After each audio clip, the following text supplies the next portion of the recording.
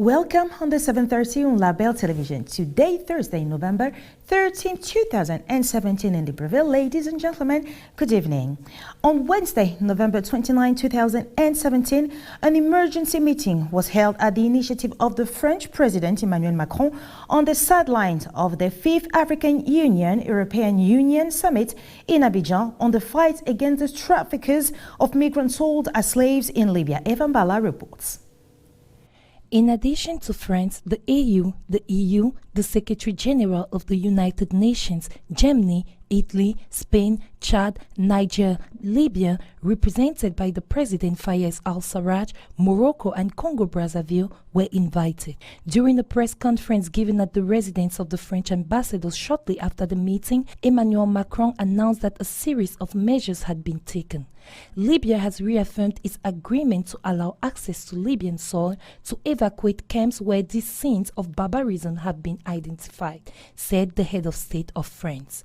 He added that the EU and the UN will increase their support to the International Office for Migration to help the return of all Africans who wish to return to their countries of origin. The EU has already carried out an on-site mission to identify these nationals. Cooperation on security and intelligence will be strengthened, including the establishment of a task force to dismantle trafficking networks. According to Emmanuel Macron, these human traffickers are deeply linked to the networks of armed traffickers, drug traffickers, and terrorist movements operating throughout the region. He stressed that everything will be done to dismantle these networks and their financing in close connection with the several countries of the Arabian Peninsula, but also Europe or African who are not present around the table. The Libyan political situation was also discussed during this emergency meeting. Emmanuel Macron added that he expresses the desire to finalize the agreements between the various stakeholders of the Libyan situation on the basis of the roadmap presented by the UN Special Representative Ghassan Salame last September in New York. And to conclude, he said, if we really want to fight against what is happening in Libya, it is essential to rebuild a sustainable state, a political balance within the framework of this roadmap. Alongside the 5th African European Union Summit in Abidjan, also the President Jacob Zuma from South Africa held positive talks with Moroccan King Mohammed VI. Watch the elements. King Mohammed VI received on Wednesday in Abidjan the President of South Africa, Jacob Zuma, and the two leaders who are both taking part in the 5th African European Union Summit talked about the future of their countries' relations. The meeting, the first between the two leaders, was described as warm, candid, and characterized by good understanding.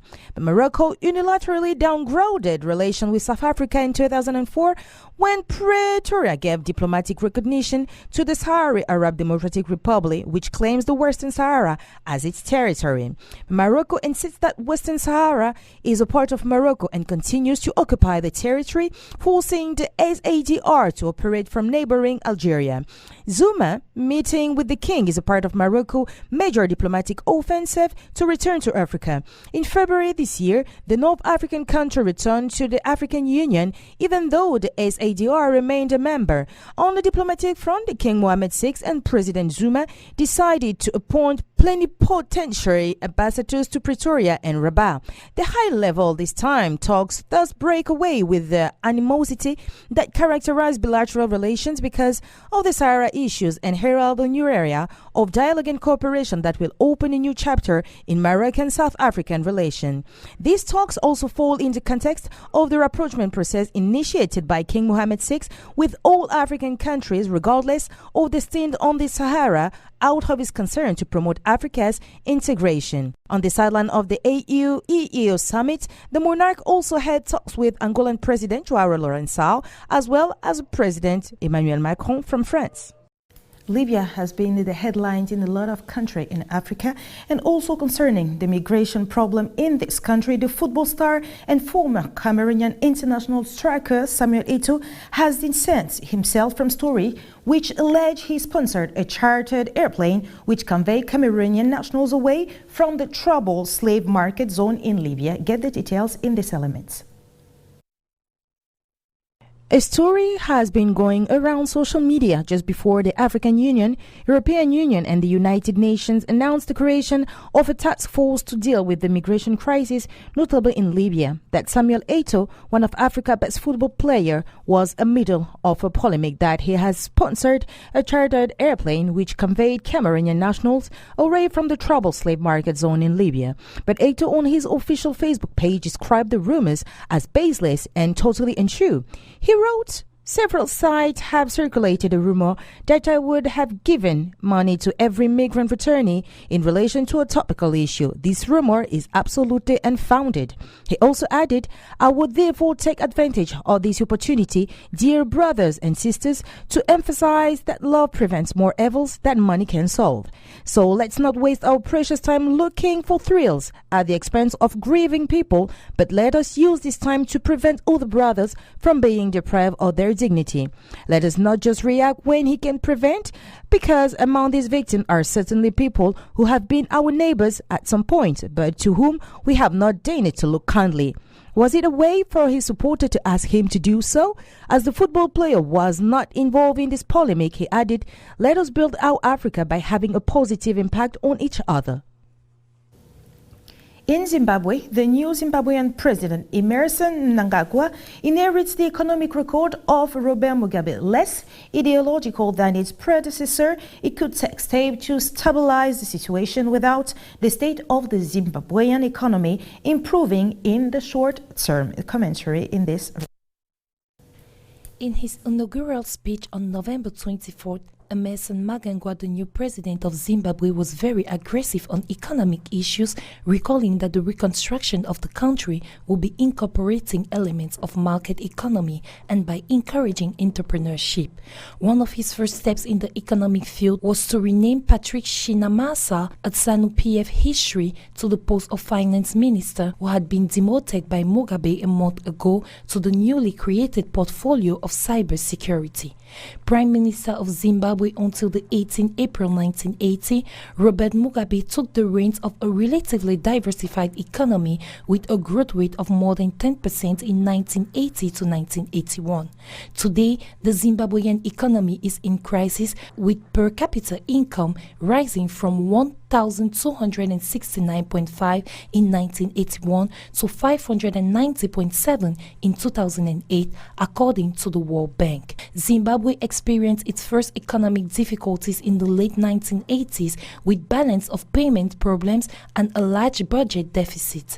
Driven by the international community, the country entered a structural adjustment program in 1991, accepting a package of reforms that included liberalization of the economy, including the financial sector, as well as austerity measures. At the same time, Mugabe pursued a budget policy for the less adventurous, with in 1998 unbudgeted payments to the former veterans used as political militia and sending the army to the DRC to support Kabila, which degraded the situation of public finances. With the international financial institution having left the country in 1999, the economy gradually descended into the economic crisis with a deterioration in the monetary situation and an initial phase of hyperinflation in the early 2000s. At the same time, the Zimbabwean economy's dependence on commodities has increased. The share of mines in GDP increased from 10.2% in the 1990s to an average of 16.9% in 2009 to 2011 and 65.2% of export earnings between 2009 and 2013. Agriculture accounted for 28.3% of exports on average over the period 2009 to 2013.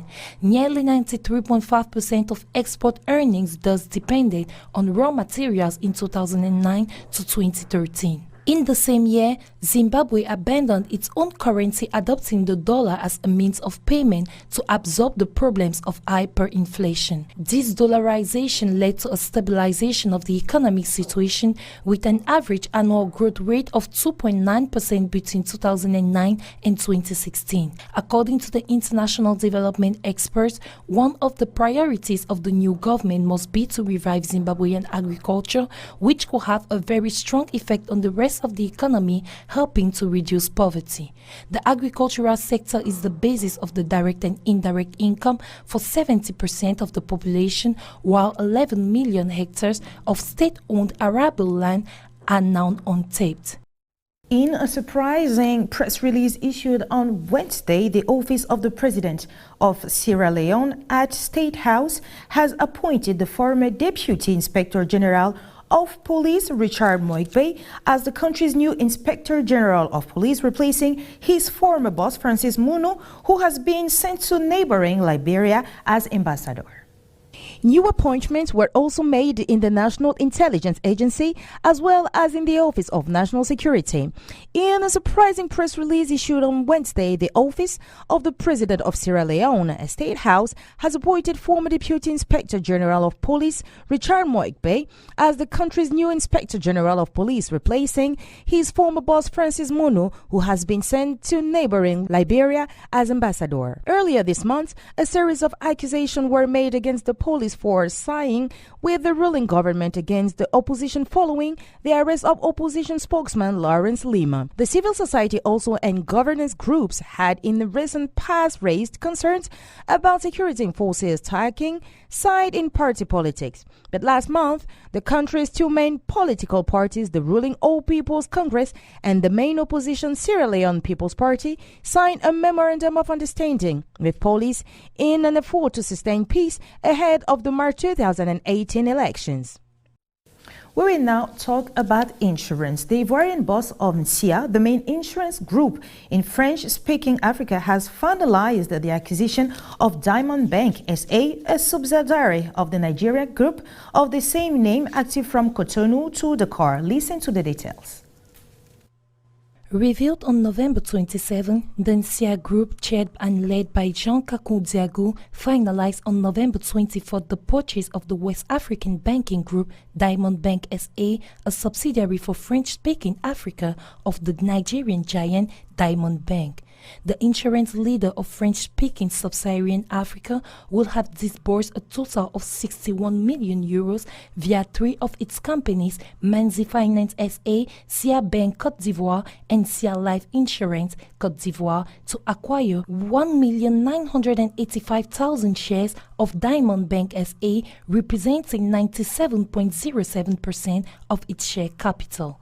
The entity acquired by NSIA complements the group's banking activities in Côte d'Ivoire and Guinea under the SIA Bank brand. Mainly active in Benin and with 700 employees, Diamond Bank SA has 3 branches in Côte d'Ivoire, Senegal and Togo, which will enable Jean-Kakou Diago to be active in the banking sector in the 3 new countries. The takeover operation was authorized on the 31st October by order of the Minister of Economy and Finance of the Republic of Benin. Following this purchase, Janine Benedict Diago, who is expected to take over from her father, has been appointed head of Diamond Bank SA's board of directors. On the 1st December 2017, Ghana will join the rest of the globe to mark this year's World AIDS Day, WAD, under the local theme, The Right to Health. The important is know your HIV status, seek early treatment. Watch the small elements. A statement issued by GAC and copied to the Ghana News Agency said the World AIDS Day is celebrated each year on the 1st of December across the world to highlight the importance to unite in the fight against HIV, to show support for people living with HIV, and to commemorate those who have died from an AIDS-related illness. The global theme for the WAD 2017, My Health, My Right, focuses on the right to health and explores the challenges people around the world face in exercising their rights. Launching the World AIDS Day 2017, the executive director of UNAID, Michel Sidibe, noted that all people, regardless of their age, gender, where they live, or who they love, have the right to health. Adding that no matter what their health needs are, everyone requires health solutions that are available and accessible, free from discrimination, and of good quality. For Ghana, This year, WAD is unique as it comes from simultaneously with National Farmers Day, a day dedicated to celebrate farmers and fisher folks who contribute to about half of the total labor force in Ghana. The joint commemoration fits into the national commitment to reach all population in every sector of society with HIV and AIDS information and services. The day will be marked with a joint Grand Durbar in Kumasi, the Ashanti regional capital, where HIV prevalence is estimated to be 2.6% per 2016 HIV Sentinel Survey report. This collaboration is necessitated by the drive to ensure that no one is left behind in the global effort to end HIV and AIDS by 2013 in line with the Sustainable Development Goals. The National Farmers Day presents a special opportunity to reach out to farmers and other agribusinessmen with the knowledge and tools necessary to live an informed life, says the Ghana AIDS Commission. A word in sport to end this edition. The new technology will be used for the time at an African tournament. The Video Assistant Referee, VAR, has been validated by the Confederation of African Football for the next year's African Nation Champion in Morocco. The football world is often full of controversies regarding certain goals. It was the case for the penalty that Zidane scored in the 1998 World Cup in the final against the Brazil of Ronaldo Lima. But very recently, the goal unjustly denied to Lionel Messi on Sunday is a very good illustration. Moreover, many games have been nullified and said to be replayed on irregular. Ladies and gentlemen, thank you for choosing Label Television to inform you. Please stay tuned for the upcoming news in French. We'll be back tomorrow, same hour, same channel. Good night.